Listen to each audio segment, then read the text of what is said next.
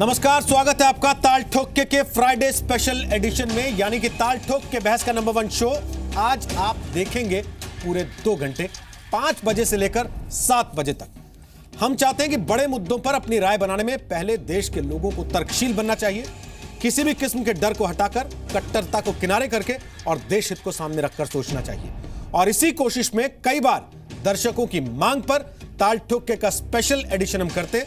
आज 6 बजे हम सवाल उठा रहे हैं कि किसी महिला की ड्रेस से भला किसी का खुदा कैसे नाराज हो सकता है। लेकिन उसके पहले 5 बजे की बहस का मुद्दा यह है कि क्या आज भारत ने साफ कर दिया है कि उसे दोस्ती भले मंजूर हो, किसी का दखल मंजूर नहीं होगा। आज कजाकिस्तान में एससीओ के मंच से प्रधानमंत्री नरेंद्र मोदी ने चीन पाकिस्तान के आर्थिक गलियारे का नाम लिए बगैर कहा कि दुनिया के देशों के बीच कनेक्टिविटी जरूरी है, लेकिन क्षेत्रीय अखंडता और संप्रभुता का उल्लंघन नहीं किया जा सकता।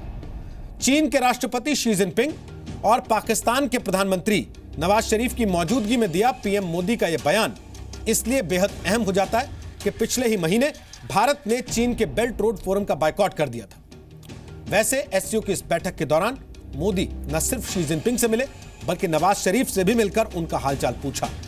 लेकिन जब एससीओ के फोरम पर भारत का स्टैंड बताने की बात आई तो उन्होंने नपे तुले अंदाज में चीन को उसकी लक्ष्मण रेखा बता दी। आतंकवाद के खिलाफ भी मोदी ने एकजुट प्रयास की अपील की है और कहा कि आतंकवादियों की भर्ती और ट्रेनिंग से लेकर उनके फाइनेंस तक पर हमला करना होगा। ऐसे में क्या एससीओ फोरम पर पीएम मोदी का स्टैंड चीन और पाकिस्तान के गठजोड़ पर एक कूटनीतिक बम माना जा सकता है? यहां यह बताना भी जरूरी है कि एससीओ की बैठक के दौरान मोदी जब शी जिनपिंग से मिले तो भी उन्होंने कहा कि दोनों देशों को एक दूसरे के कोर कंसर्न्स का ख्याल रखना होगा। सवाल यह भी है, क्या मोदी का यह डिप्लोमेटिक ऑफेंसिव कारगर होगा? क्योंकि चीन भी भारत पर लगातार दबाव बना रहा। चीन के सरकारी अखबार ग्लोबल टाइम्स ने अपने लेख में लिखा है कि कश्मीर पर भारत और पाकिस्तान के बीच अगर तनाव हुआ तो शंघाई सहयोग संगठन और आतंकवाद के खिलाफ लड़ाई में वो चुनौती बनेगा। तो ताल ठोक के आज की पहली बहस इसी पर।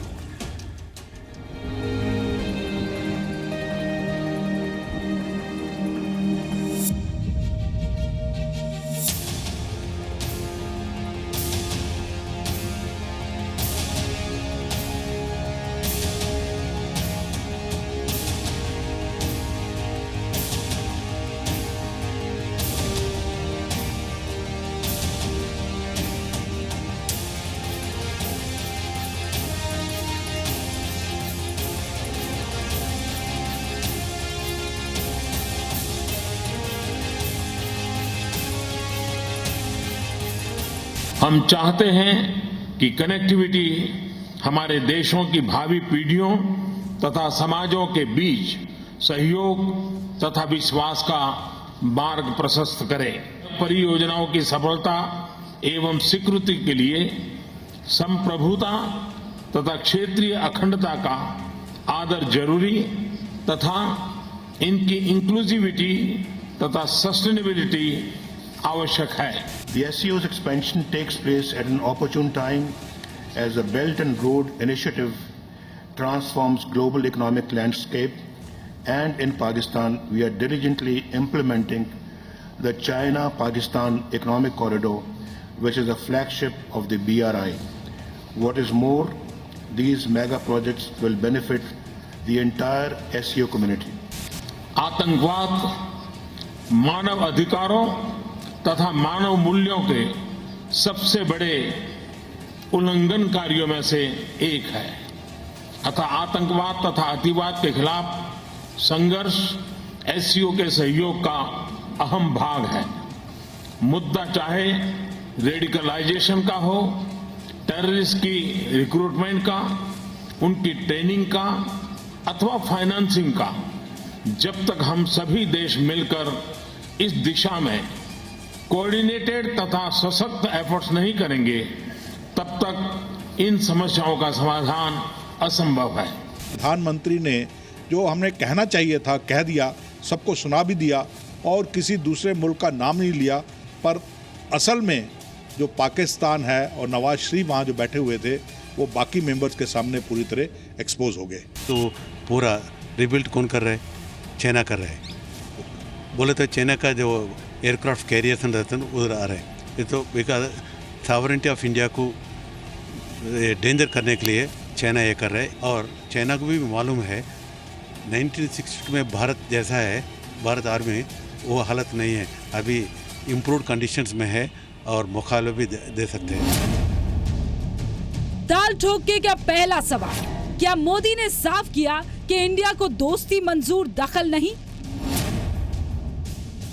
दूसरा सवाल, क्या SCO फोरम से चीन पाक आर्थिक गलियारे पर मोदी की चीन को अंतिम चेतावनी है? तीसरा सवाल, क्या मोदी ने चीन के आगे लक्ष्मण रेखा खींच दी है? चौथा सवाल, क्या PM मोदी ने दुनिया के सामने चीन पाकिस्तान का पर्दाफाश कर दिया है? पांचवा सवाल, क्या PM मोदी का रुख अब की बार चीन पाकिस्तान से आर पार वाला है? तो आज की इस बहस की शुरुआत करें उसके पहले आपको एक तस्वीर और दिखाना चाहते हैं। कजाकिस्तान की राजधानी अस्ताना में SCO शिखर सम्मेलन में पाकिस्तानी सेना का एक अफसर पाकिस्तान के PM नवाज शरीफ के कान में कुछ कहता नजर आया। यह अफसर नवाज शरीफ का मिलिट्री सेक्रेटरी ब्रिगेडियर अकमल है। नवाज शरीफ ने ब्रिगेडियर अकमल की बातों को बेहद गौर से सुना। इस वीडियो से फिर यह सवाल उठने लगे कि क्या अस्ताना में नवाज पाकिस्तानी फौज के निर्देश पर बोल रहे थे? क्या पाकिस्तानी सेना का दखल इतना ज्यादा है कि अंतर्राष्ट्रीय मंच पर भी नवाज शरीफ को सेना की कही बातों को दोहराना पड़ता है? तो आज हमारे साथ संबित पात्रा हैं, वो बीजेपी के प्रवक्ता हैं। अखिलेश प्रताप सिंह हैं, वो कांग्रेस पार्टी के प्रवक्ता हैं।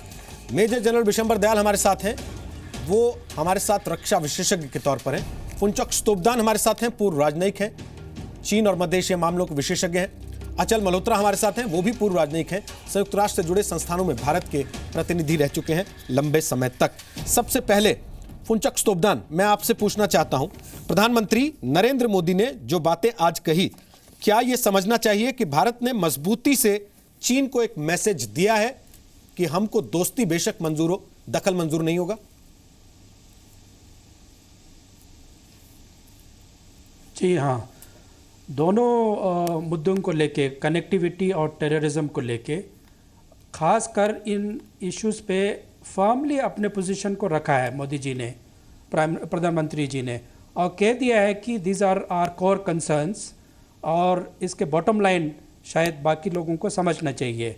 आपको याद होगा प्रधानमंत्री मोदी जब प्रेसिडेंट पुतिन से मिले थे सेंट पीटर्सबर्ग में, वहाँ भी उन्होंने यही वक्तव्य दिए थे कि कनेक्टिविटी जो है उस पे टेरिटोरियल इंटीग्रिटी, उनकी वायबिलिटी और इंक्लूसिवनेस अपने जॉइंट स्टेटमेंट में इस चीज़ को कहा है, ताकि भारत ने अभी तक अपने कोर कंसर्न्स को रखा है और ये बड़ा नया प्लेटफॉर्म है SCO में, और ये बता दिया है कि we can not compromise on this issues which are very fundamental to Indian interest. तो ये साफ है कि शायद सबको पता चल गया कि ये बिना इन चीज़ों को एड्रेस करते हुए आगे बात नहीं बढ़ेगी। आपका भी यही विचार है अचल मल्होत्रा?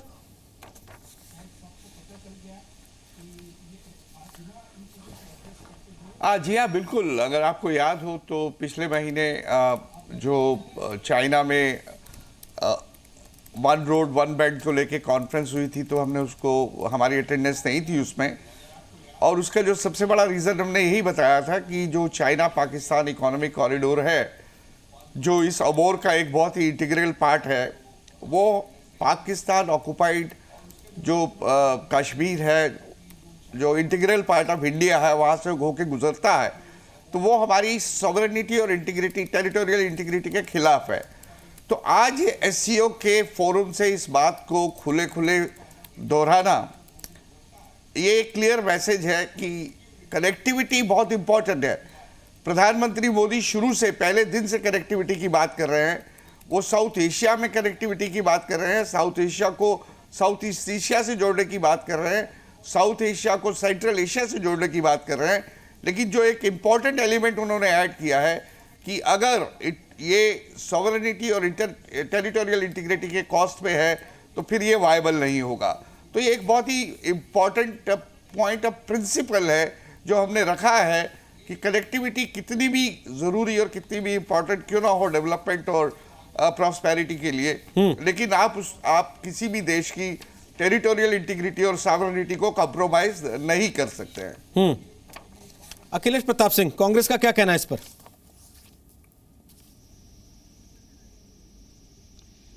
देखिए, 3 सालों से माननीय मोदी जी देश के प्रधानमंत्री हैं और जब कभी भी अंतर्राष्ट्रीय पटल पे कहीं जाते हैं, कोई बात होती है तो बढ़ चढ़ करके कड़े कड़े शब्दों के तहत आप लोग ये बताते हैं कि मोदी जी ने अब ये कर दिया, अब वो कर दिया, अब चीन की जुबान बंद हो गई, पाकिस्तान का मुंह बंद हो गया और हमने अपनी बात रख दी और अब सबको समझ में आ गया, भारत अब बर्दाश्त नहीं करने वाला है और इन लोगों को सबको इन साइज रहना होगा जो भारत चाहता है, जिस तरह से चाहता है।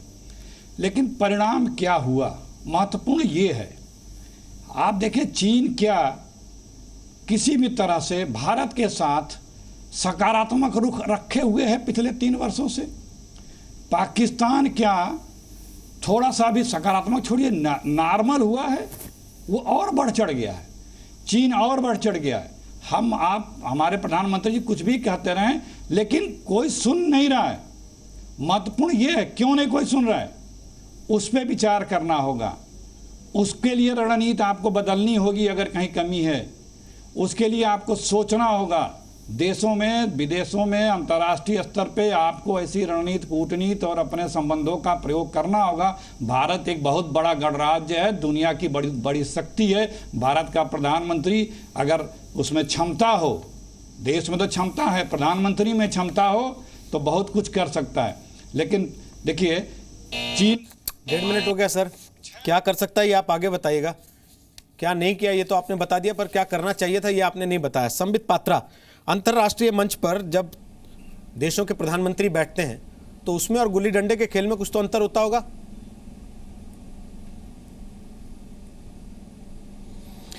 नहीं, बिल्कुल ठीक कहा रोहित जी। देखिए, मैं यहाँ कांग्रेस और बीजेपी के तू में पढ़ना नहीं चाहूँगा, क्योंकि जो लोग भी सुनते होंगे उनको लगता होगा क्या नर्सरी क्लास के बच्चों की तरह लड़ते हैं। यहाँ बहुत ज्ञानी और ध्यानी लोग बैठे हैं, कुछ एकेडमिक डिस्कशन होना चाहिए। 2 बहुत बड़े मुद्दों को आज प्रधानमंत्री ने एड्रेस किया एससीओ की फोरम में। और पहले तो मैं भारत को और आप सबको बधाई भी दूंगा कि आज हम मेंबर बन गए हैं एससीओ के। अब तक हम ऑब्जर्वर थे, 12 वर्ष तक ऑब्जर्वर थे।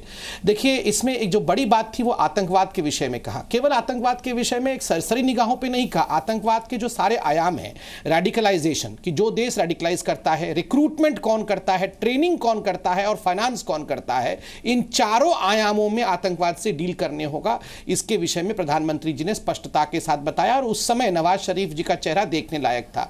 दूसरा, कनेक्टिविटी के विषय में 3 आयाम को उन्होंने स्पर्श किया। पहली बात तो उन्होंने संप्रभुता के, हिंदुस्तान के संप्रभुता के साथ कोई खिलवाड़ नहीं हो सकती, सीपेक को लेकर उन्होंने कहा। इंक्लूसिविटी जब उन्होंने कहा तो बाकी देशों के लिए भी एक बहुत बड़ा संदेश था, क्योंकि बाकी देश जो लोन ले रहे हैं चाइना से, क्या वो किसी समय कॉलोनियल रूल में चले जाएंगे, यह भी एक बहुत बड़ी चिंता का विषय है। तो बाकी देशों को संबोधित किया। और तीसरी जो बात है वो सस्टेनेबिलिटी, क्योंकि एक बहुत बड़ा सवाल OROB को लेकर है कि कहीं ना कहीं ये सस्टेन नहीं हो पाएगा। और जो सस्टेनेबिलिटी अभी दिख रही है तो ये सवाल यूरोपियन यूनियन ने भी उठाया था, ये सवाल हमारे बाकी देश भी उठा रहे हैं एशिया के। तो सभी के एक लीडर के रूप में आज नरेंद्र मोदी उभर। ठीक है, क्या संबित पात्रा ज्यादा पीठ थपथपा रहे हैं और जो बात कांग्रेस के नेता कह रहे हैं वो निजी दुख में कह रहे हैं, या वाकई अंतर्राष्ट्रीय स्तर पर हिंदुस्तान की इतनी बेइज्जती, इतनी आफत हो रही है जितना वो बता रहे हैं? देखिए रोहित, पहले तो मैं उनकी तूतुए में बाद में जाऊंगा। मैं कहना चाहता हूं कि देर आए दुरुस्त आए। भारतवर्ष ने एक बहुत अच्छा कदम लिया है कि हम एससीओ के परमानेंट एससीओ की मेंबरशिप ज्वाइन करके, क्योंकि एससीओ का जो मेन मुद्दा था वो सेंट्रल रिपब्लिक्स की जो इकोनॉमिक डेवलपमेंट और उसके चारों तरफ था, और भारत उससे दूर खड़ा था। अच्छी बात नहीं थी रशिया और सिर्फ चाइना उसमें इंटरेस्ट लें। मैं समझता हूँ एक बहुत अच्छा कदम उठाया भारत ने। दूसरी बात, जहाँ तक आज मोदी जी के संवाद की बात है, जो मोदी जी ने आज उनको संबोधित किया है, मैं समझता हूँ मैंने थोड़ा सा एक उभर के एक निखरे हुए स्टेट्समैन की तरह उन्होंने एक बात कही है जो कि बहुत दिन से कहनी चाहिए थी। ये सिर्फ पाकिस्तान और चाइना को मैसेज नहीं गया है। इकोनॉमिक कॉरिडोर में अगर आपने पिछले कुछ दिन से देखा हो तो रशिया भी इंटरेस्ट ले रहा था, कुछ रशियन कंपनीज भी वहाँ इन्वेस्टमेंट, और वो सेंट्रल एशियन रिपब्लिक्स की तरफ भी मेरे ख्याल में इसका झुकाव था, उसके तरफ भी। मैं समझता हूँ मोदी जी ने उस प्लेटफॉर्म से सबको एक मैसेज दिया है कि की जो ये कॉपरेशन है, इसमें जो की इशू जो हमें आगे नहीं बढ़ने देगा वो है टेररिज्म, और वो टेररिज्म पाकिस्तान की धरती से उगा है। पाकिस्तान उसको बढ़ाता है और उसको फाइनेंशियल सपोर्ट और मॉरल सपोर्ट चाइना से दी है। ये सारी बात को एक बड़े अच्छे उसमें मैं समझता हूँ मोदी जी ने कहा है। लेकिन इस पे अब ये बात मैं मानता हूं कि इस जो आज स्टेटमेंट दिया है, इस पे अब भारत को थोड़ा सा पुश करना पड़ेगा। फुनचक सुल्तान, आपको लगता है 3 साल में भारत चीन के सामने झुका है, भारत चीन के सामने कमजोर पड़ा है, भारत चीन के सामने चीजें असर्ट नहीं कर पाया? देखिए, बात इस तरह नहीं होती है कि आप झुके या खड़ा हो जाएं। बात है अपने अपने इंटरेस्ट को परस्यू करना। तो ये जो हम लोग बात कर रहे हैं कि एससीओ के फ्रेमवर्क में हमने इस संस्था को ज्वाइन करने की जो सोची है, वो जब नटवर सिंह जी विदेश मंत्री थे उन्होंने इस चीज़ को पुश किया था। और उस टाइम पे ये था कि ये एससीओ जो है एंटी अमेरिकन प्लेटफॉर्म है, ये कम्युनिस्ट लोगों का एक क्लब है। तो आप उसमें जाके अमेरिका के खिलाफ जो भी करना था उसका एक थिंकिंग था उस टाइम पे। अभी हम ज्वाइन कर लिए, लेकिन उस टाइम पे लोगों का एक मुद्दा था कि हमें इससे क्या फ़ायदा होगा।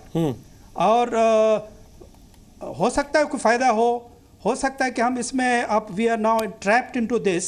आप सेंट्रल एशियन कंट्रीज के साथ तो आप डील कर सकते हैं, रशियन के साथ भी डील कर सकते हैं, आप चाइना के साथ कैसे डील कर लेंगे? ये बहुत बड़ी चैलेंज है हमारे लिए। और उसके ऊपर एक पाकिस्तान भी आ गया। आप इसमें तो घुस तो गया एससीओ के अंदर, आप बाहर कैसे आएंगे? तो हम अपने इश्यूज़ को कॉम्प्रोमाइज़ नहीं कर सकते हैं, लेकिन ऐसा भी नहीं लगना चाहिए कि हम इस चीज़ को बिल्कुल सार्क की तरह डिसफंक्शनल बना दें और इंडिया और पाकिस्तान वहाँ जाके लड़ाई करने लगे। तो ये बहुत सारे मुद्दे हैं, इन चीज़ों पे बातें होना चाहिए। चाहे इंडिया ने झुका है या खड़ा हुआ, इस चीज़ों की बातें नहीं है। हमारे कोर मुद्दे हैं, कोर इश्यूज़ है, उस पर एड्रेस होना चाहिए। लेकिन अचल मल्होत्रा, हमारे यहाँ जब चर्चा होती है तो इस बात पे कम होती है कि आपने इंटरनेशनल स्टैंडर्ड्स पे कितने कोर इश्यूज डिस्कस किए, इस पे ज्यादा होती है कि आपने अपने पॉलिटिकल गलियारे में कितने पॉइंट स्कोर किए। तो इस मामले में सरकार ने या पीएम ने कितने पॉइंट स्कोर कर लिए आज?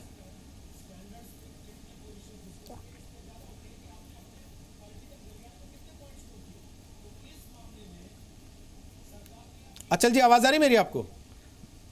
देखिए रोहित जी, जब आप जी हाँ अब आ रही है। रोहित जी, जब आप इंटरनेशनल फोरम पे जाते हैं, तो जब आप इंटरनेशनल फोरम में आप पार्टिसिपेट करते हैं तो उसकी एक मर्यादा होती है। उसी मर्यादा में आपको अपने जितने भी कंसर्न्स हैं, जितने भी व्यू पॉइंट्स हैं, उनको रखना होता है और उसको फोर्सफुली रखना होता है।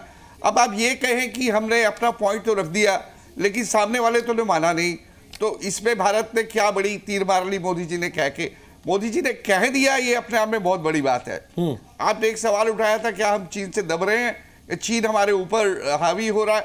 मुझे नहीं लगता। चीन की अपनी सेंसिटिविटीज है हमको लेके, हमारी अपनी सेंसिटिविटीज है चीन को लेके। और जो उनके फॉरेन ऑफिस ने एक स्टेटमेंट दिया अभी रिसेंटली, वो बड़ा ही कॉन्सिलिएटरी है। अगर आप उसे ध्यान से पढ़ें तो उन्होंने ये कहा है कि हम लोगों को मिलजुल कर अपने मैनेजेस को, जितने भी डिफरेंसेस हैं, उसको अप्रोप्रिएटली मैनेज करने की कोशिश करनी चाहिए। तो मुझे लगता है कि चीन इस समय कन्फ्रंटेशन हमसे करने के ना तो मूड में है, ना ही शायद वो करना चाहेगा। मुद्दे हैं वो अपनी जगह बने हुए हैं, चाहे वो बॉर्डर इशू है, चाहे वो तिब्बत है, चाहे वो हमारी एनएसजी की मेंबरशिप है, चाहे उनके पॉइंट ऑफ व्यू से हम अरुणाचल प्रदेश है। तो ऐसे मुद्दे हैं जो हिस्टोरिकली चले आ रहे हैं, चलते रहेंगे। लेकिन इन मुद्दों के रहते हुए भी किस तरह से हम चाइना और इंडिया की रिलेशनशिप को मैनेज करते हैं, that is the art of diplomacy. आप उससे कंपीट करिए, आप उसको कंटेन करिए, आप उससे कॉम्प्रोमाइज करिए, जो भी है आपको उसके मैनेज करिए डिफरेंसेस को, और इंटरनेशनल जो फोरम है उसमें साथ मिलकर जितना हो सकता है आप करिए।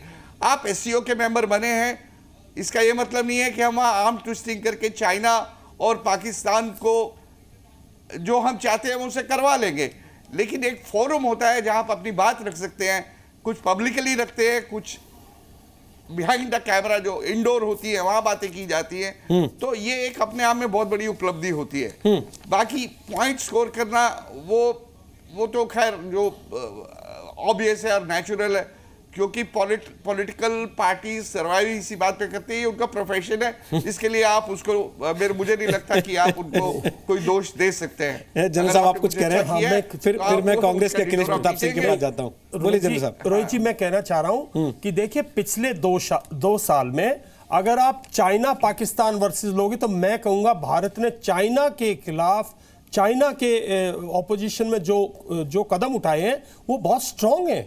आप देखिए इंडिया ने वियतनाम के साथ cooperation, India Japanese cooperation, India अब साउथ चाइना सी में कितना एक्टिव है, इंडिया का अगर आप नॉर्थ ईस्ट में जो डेवलपमेंट है इंफ्रास्ट्रक्चर वो कितना बोल्डली कर रहे हैं। तो ऐसा नहीं है कि मतलब ये जरूर है कि भाई चाइना अपना गेम खेलेगा, चाइना अपनी कुर्सी छोड़ने वाला नहीं है, चाइना अपनी ताकत का बार बार आपको एहसास कराएगा, अपनी इकोनॉमिक पावर का भी। लेकिन मैं समझता हूं पिछले 2 साल में पाकिस्तान जिसके अगेंस्ट हमारी कई बार मैं समझता हूं कंफ्यूजिंग वो है, एक बॉडी लैंग्वेज है, लेकिन चाइना के अगेंस्ट हमारी पोस्चरिंग, हमारी बॉडी लैंग्वेज, हमारी स्टेटमेंट, लास्ट मंथ पीएम का नहीं जाना, वहां हमें इंडिया का नहीं अटेंड करना, वो एक अपने आप में बहुत बड़ी मैं समझता हूं हार्ड लाइनर थी। और जो स्टेटमेंट आज दी है वो अपने आप में बहुत क्लियर, साइडलाइंस पे मीटिंग के बाद, चाइनीज प्रेसिडेंट से मीटिंग के बाद उन्होंने स्टेटमेंट दिया। मैं समझता हूं चाइना के अगेंस्ट इंडिया पिछले 2 साल से बहुत ही अच्छा और बहुत ही मजबूत कदम दिखा रहा है। बॉडी लैंग्वेज, पोस्चरिंग बहुत अच्छी है। ठीक है अखिलेश जी बोलिए, फिर संबित आपके पास आऊंगा। थोड़ा समय दीजिएगा, हम पहले चाइना पे बता दें। देखिए भाई, बोलने से अगर काम बनता हो तब तो बड़ी अच्छी बात है, बोलने में तो कोई मुकाबला नहीं है। लेकिन आतंकवाद के छोटे से भी मसले पे चाइना हमारे विरोध में हर जगह खड़ा हो जाता है, हर जगह टांग अड़ा देता है। कब इधर 3 सालों में चाइना ने कभी भी रत्ती भर भी हमारे पक्ष में कहीं पे भी खड़ा हुआ दिखा या बोला है? नहीं बोलेगा, कभी भी नहीं बोलेगा साहब, 70 साल में नहीं बोला। लेकिन वो अखिलेश जी वो अपना स्थान कैसे छोड़ दे? अखिलेश जी अपना स्थान कैसे छोड़ दे? एक मिनट, अब मुझे अभी मैं आपको एक एक करके गिना रहा हूं, थोड़ा धीरज रख लें। अपना स्थान रखे रहे, वो पाकिस्तान के साथ क्यों खड़ा हो रहा है? वो कभी से खड़ा है, 60 साल से उसने पाकिस्तान को देखो, हमारे दुश्मन का साथ। फिर वही आप हमें सुन, आपके बीच में मैंने बोला नहीं, सॉरी सर, बोलिए आपने भी जो 2 साल में गिना मैं उसके लिए भी पोल खोल बताता हूं। बोलिए।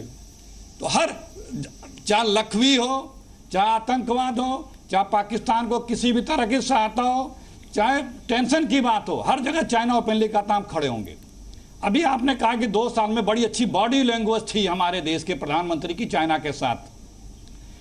सबसे छोटा देश है मालदीव, जिसको हमने जन्म दिया है। हमारा वहां टेंडर से एग्रीमेंट था पोर्ट बनाने का, उसको उसने अपने पक्ष में किया, उस चीज को कैंसिल कराया और चाइना ने लिया। और जो पानी भी हिंदुस्तान का लेके पीता था वो मालदीव हमें आंख दिखाता है। और चाइना के बल पे आप बता रहे हैं बॉडी लैंग्वेज बड़ी अच्छी थी, अगर गलत हो तो बताइएगा। बांग्लादेश में फ्रेंडशिप ब्रिजेज बना रहा है, यहाँ पे श्रीलंका में तमाम पोर्ट इन्वॉल्वमेंट हो गया, पाकिस्तान देखिए कितने रूट बना रहा, नेपाल तक आ गया। सारे अगल बगल आपको वो घेर चुका है। और जितने आपके विरोध का फ्रंट है या नए देश हैं, उसमें चाइना आपके खिलाफ रहता है, न्यूट्रल है, अपना जहां उसका इंटरेस्ट है उस पर है ना।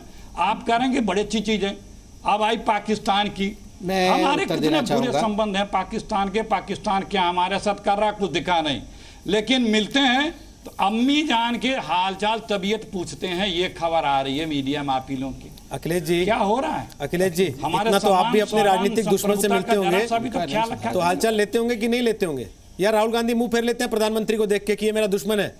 अरे भाई नहीं। अरे भाई, तो हमारी जो आवश्यकता है उसका भी तो जिक्र करो सर। अंतर्राष्ट्रीय स्तर पे जब आप बात करते हैं ना, जब आप अंतर्राष्ट्रीय स्तर पे बात करते हैं, मुझे लगता है आपके अगल बगल 2 राजनयिक बैठे हैं, आप टीवी देख रहे हो तो आपके अगल बगल 2 राजनयिक बैठे हैं। एक तरफ फुलचौक स्तोपदान बैठे हैं सर, एक तरफ अचल मल्होत्रा बैठे हैं। उनसे पूछ लीजिए कि जिला स्तर के नेता की तरह बात करना अच्छा लगता है क्या अंतर्राष्ट्रीय स्तर पे जब आप जाते हैं? तो थोड़ा सा सर समझना चाहिए इस चीज को। और विषय क्या चल रहा है? इसका जवाब आप कह रहे हैं अम्मी जान के पैर अभी छूने मैं चलते हैं, जवाब अम्मी दे जान रहा का हूं। हालचाल मैं पूछने उदाहरण लगते के हैं। साथ, मैं- अखिलेश जी, अखिलेश जी, अखिलेश जी, अखिलेश जी, एक- थोड़ा सा एक- रुक जाइए। एक मिनट, अब एक थोड़ा सा मिनट। रुक जाइए। हो मैं गया, जवाब आपने पहले 1 दे मिनट दूं। मांगा था, 3 मिनट लिया, नहीं, उसके बाद जवाब आप फिर दे 1 दूं। मिनट नहीं, करने मैं लगेंगे। नहीं, प्लीज नहीं। अब सुनिए, नहीं, नहीं, आपके 10 अगल बगल सेकंड, 2 10 एक्सपर्ट्स सेकंड, बैठे हैं, 10 सेकंड, उनसे 10 सुनिए सेकंड। जरा कि गुल्ली डंडे के 10 खेल में सेकंड, ऐसा मैं होता इसीलिए कह रहा है, हूं। जब 2 लड़के अभी- मिलते हैं तो अभी कह मैं देता है कि दे रहा नहीं, मैं तुझे नहीं खेलने दूंगा अभी अपने मैं- गुल्ली डंडे से। प्रधानमंत्रियों में ऐसा होता है क्या? जवाहरलाल नेहरू ऐसा कराए थे क्या? राजीव गांधी ऐसा कराए थे क्या? नरसिंह राव ऐसा कराए थे क्या? अभी मैं जवाब दे रहा हूं। आप इतना लंबा आपने बोला, आपने इतना लंबा सर, बोला, मैं आपसे अभी पूछ ही नहीं जवाब रहा दे हूं, मुझे आपसे यही जवाब चाहिए ही नहीं माननीय इसका। प्रधानमंत्री जी मुझे हैं, इसका यही जवाब नवाज एक्सपर्ट से शरीफ चाहिए हैं, सर, यही नवाज, जो राजनयिक के तौर पे ये क्यों जानता हो नहीं सर चाहिए? दुनिया का ये बिहेवियर उदाहरण कैसे दे रहा होता है हूं, मैं जवाब नहीं दे रहा हूं। डिप्लोमेटिक। मैं उससे पूछूंगा सर, मुझे आपसे क्यों उदाहरण दे पूछूंगा? रहा हूं। नहीं, आप मुझे मैं जवाब नहीं दे रहा हूं, मैं आपसे क्यों पूछूंगा अखिलेश जी? मैं जवाब उदाहरण दे रहा हूं। सर मुझे बताइए ना, मैं कितने उदाहरण दे अंतर्राष्ट्रीय रहा हूं। मंचों पे आपने देश मैं का पक्ष उदाहरण रखा दे रहा है? हूं, जवाब नहीं दे रहा हूं, सुन लीजिए सर प्लीज पहले उन दोनों को सुन लीजिए एक बार। आपके साथ एक्सपर्ट्स बैठे हैं, उन दोनों को तो सुनिए। अगर आपने तय कर लिया सारे एक्सपर्ट आप ही हैं तो फिर ठीक है, मैं बाकी दोनों को नमस्ते कर देता हूं कि सर आपका समय लिया, धन्यवाद। अखिलेश जी हैं, ये भारत, पाकिस्तान, चीन, अफगानिस्तान सब जानते हैं, इन्हीं को बोलने देते हैं। ऐसे भी क्या, दूसरों को सुन लीजिए सर। आपने बोला, अपनी बात आपने रख दी, तब आपको किसी ने नहीं टोका। दयाल साहब बोलने लगे, आपने कहा कि चुप रहिए, मैं बोल रहा हूं, कोई नहीं बोलेगा, वो चुप हो गए। अखिलेश जी प्लीज प्लीज सुन लीजिए सब, प्लीज सर, बाकी लोगों को भी सुनिए। ऐसा थोड़ी जिद होती है कि नहीं मैं ही बोलूंगा और कोई नहीं बोलेगा। अनुरोध कर रहा हूं 10 सेकंड। हाँ लीजिए, चलिए 30 सेकंड लीजिए, बोलिए। मैं अनुरोध किया मैंने, अगर आप दें तो ठीक है, नहीं लीजिए 30 सेकंड लीजिए, बोलिए। देखिए, आपने जो कहा यही माननीय मोदी जी हैं। अंतर्राष्ट्रीय मंचों पे 2 बार मिले, नजर तक नहीं मिलाई। आपने कहा कि नजर तक नहीं मिलाई, वो क्या था? आपने कहा अंतर्राष्ट्रीय मंचों पे मिलते जब हैं तो किस तरह से मिलते हैं, जिला लेवल के नेता नहीं मिलते हैं। यही माननीय मोदी जी थे। आपने कहा कि उन्होंने घूरा नहीं, बॉडी लैंग्वेज ऐसी थी, सामने से गुजर गए, देखा तक नहीं। याद है सार्क का और 2-3 देशों का? हम उदाहरण दे रहे हैं, समझने वाले समझ गए होंगे। बस मेरी बात खत्म हुई। अखिलेश जी, मैं जब एक ऐसी फोरम में आप बात कर रहे हैं जहां चीन लगातार इस बात को लेकर कोशिश कर रहा है कि भारत आ रहा है तो पाकिस्तान भी आ जाए, आपको वहां चीन का डर नहीं दिख रहा, लेकिन आपको इस बात से मजा आता है कि मैं इस बात पे अपने प्रधानमंत्री को नीचा दिखा लूं, तो सर वो जिला स्तर की राजनीति होती है। एक बार संबित पात्रा को जवाब सुन लीजिए। आप ठीक है, आप अपनी भाषा समझते हैं, वो संबित पात्रा ही बोल सकते हैं सर, आपकी भाषा मैं नहीं बोल सकता। संबित पात्रा आप जवाब देना चाहे दे सकते हैं, मैं दयाल साहब से उसके बाद मैंने मोदी जी का उदाहरण दिया। प्लीज आप सुन लीजिए, वो आपकी भाषा में आपको जवाब दे लेंगे संबित पात्रा। बेहतर है आप लोग अपनी भाषा में खुद बात करें। संबित बोल लीजिए आप। ना नहीं, मैं कोई ऐसी भाषा इस्तेमाल करना नहीं चाहता। मैं आदरणीय अखिलेश जी को क्षमा करता हूं। देखिए, जब हम लोग एक राजनयिक विषय पे, एक डिप्लोमेटिक विषय में बात कर रहे हैं, और मैंने आरंभ में कहा जब ज्ञानी लोग बैठे हैं, इस प्रकार की भाषा का भी एक स्तर होना चाहिए, और खास करके कि इंटरनेशनल इशू पे मैं उसमें ओछी चीज़ों में जाना नहीं चाहता हूँ। चाइना को लेकर एक बहुत महत्वपूर्ण बात हो रही थी, यहाँ 2 बड़े लोग बैठे हैं, अगर मैं गलत कहूँ तो मुझे ठीक कर देंगे। आप देखिए किस प्रकार इंडिया और चाइना की पॉलिसी में, सर प्लीज मैं आपसे हाथ जोड़ के निवेदन कर रहा हूं, बोलने दीजिए। नंबर 1, किस प्रकार से बदलाव आया है 3 वर्षों में चाइना को लेकर। नंबर 1, आप देखिए अभी अप्रैल के महीने में 10 दिन के लिए दलाई लामा को अरुणाचल प्रदेश जाना था। आप जानते हैं जो स्पोक्स पर्सन है फॉरेन विभाग के चाइना के, ग्लेन शुआंग, उन्होंने चिट्ठी लिखी नई दिल्ली को, और चिट्ठी में क्या लिखा था ये जानना बहुत अनिवार्य है। China is gravely concerned over the information that India has granted permission to Dalai Lama to visit Arunachal Pradesh and invitation to him to visit the mentioned territory that would cause serious damage to peace and stability। आगे भी लिखा हुआ है। इसके बावजूद भी गृह मंत्री से चिट्ठी गया कि नहीं, ना केवल हम इसमें कोई बदलाव नहीं करेंगे मगर किरेन रिजिजू जाके रिसीव भी करेंगे और उनके साथ मौजूद रहेंगे। नंबर 1, तो एक बहुत बड़ा ये बदलाव रहा। 1993 में नरसिम्हा राव ने जाके एग्रीमेंट किया था चाइना में कि इस प्रकार कभी भी हम अरुणाचल प्रदेश में अपने मन मुताबिक काम नहीं करेंगे। तो उन्होंने कहा कि 1993 में जो एग्रीमेंट हुआ था हम इसका वायलेशन माने। हमने कहा नहीं, अरुणाचल इज आवर विषय, ये हमारा टेरिटरी है, हम डिसाइड करेंगे। आपको याद दिलाऊं, एक बार ऐसे ही 2009 में मनमोहन जी जब थे तब दलाई लामा का जाना था। उस समय चाइनीज प्रीमियर ने मनमोहन जी को फोन किया था कि अगर दलाई लामा जाएंगे तो एक भी मीडिया का आदमी वहां नहीं जाएगा, वो चुपके से जाएंगे और चुपके से आएंगे। मनमोहन सिंह जी ने उन समय चाइना की बात मानी थी। दूसरी बात, इस लेटर में देखिए, आज तक अरुणाचल प्रदेश को चाइना कभी भी अरुणाचल प्रदेश नहीं कहता था, वो साउथ तिब्बत कहता था। पहली बार उन्होंने उसे द मेंशन टेरिटरी करके लिखा है। तीसरी बात, जब ओबामा यहाँ 2015 में आए थे रिपब्लिक डे के परेड में चीफ गेस्ट बन के, उस समय एक बड़ा जो निर्णय हुआ था कि एशिया पैसिफिक और इंडियन ओशन रीजन में हमारा कोऑपरेशन रहेगा, वहां हम जॉइंट वेंचर्स करेंगे, जॉइंट ऑपरेशन करेंगे, जो कि एक बहुत बड़ा निर्णय था चाइना के लिए। 2016 में यूएस काउंसिल जनरल जो कलकत्ता में रहते हैं वो ईटानगर गए।